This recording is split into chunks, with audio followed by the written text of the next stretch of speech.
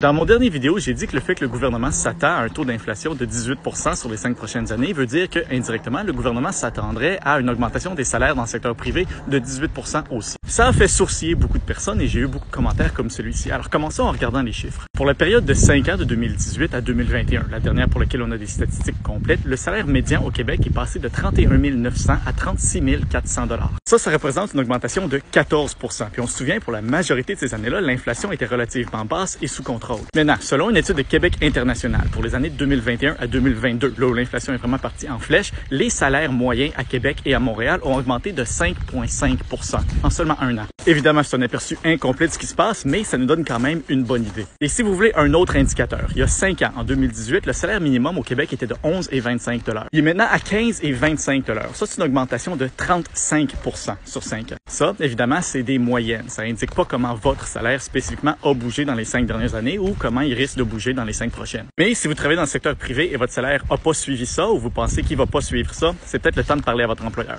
Et si ça marche pas, c'est peut-être le temps d'en trouver un autre.